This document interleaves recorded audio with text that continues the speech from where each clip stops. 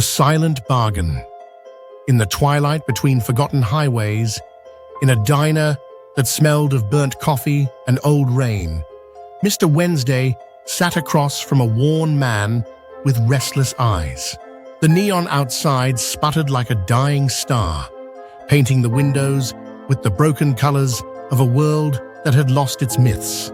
Beside Wednesday stood Bilquis, radiant and terrible, her gaze deep enough to drown empires. Across the room, lurking in the booth's shadows, Technical Boy flicked cigarette ash into a greasy plate, smirking at the outdated gods. The man's name was Jonas, a nobody by the world's measure. But tonight, the gods had taken an interest in him.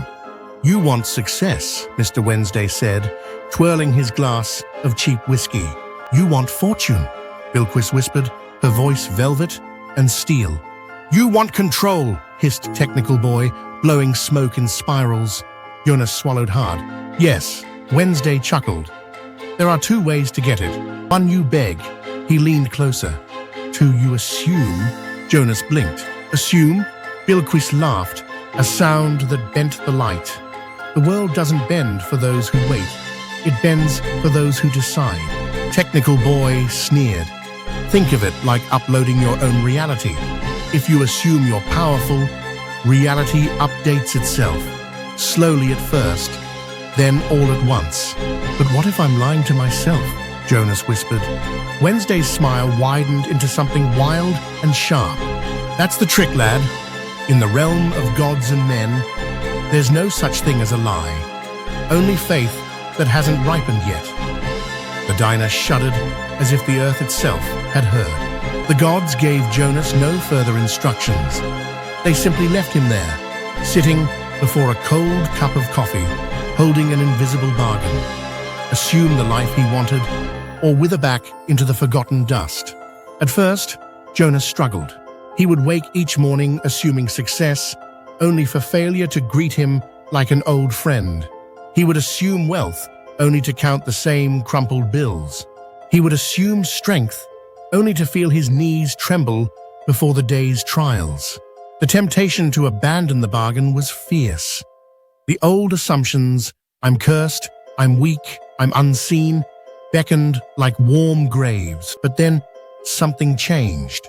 One morning, he stood before the cracked mirror of his cheap motel and whispered not a hope, not a prayer, but a declaration. "I am exactly who I decide to be." And the mirror, for the first time, did not laugh back. Slowly, the world began to shift. He spoke to people as if he mattered, and they listened. He walked into rooms as if he belonged, and doors opened.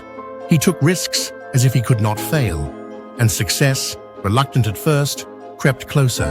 It wasn't magic in the way he expected. It was slower, stranger. The world simply began to treat him as he treated himself. Months later, Jonas found himself again at the Twilight Diner, though it had aged and cracked with the seasons. Mr. Wednesday was there, playing chess against himself.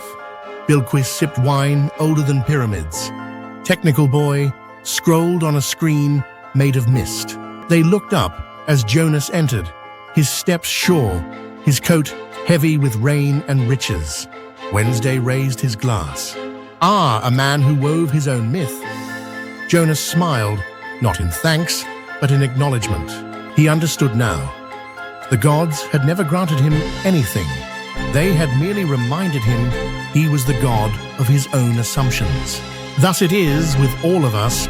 We are either slaves to the old assumptions buried in the marrow of our bones, or masters who spin new realities from the loom of the mind. In a world of fading gods and flickering dreams, the most powerful magic left is simple. Assume, become, repeat. If you enjoyed this story, like, subscribe, and share.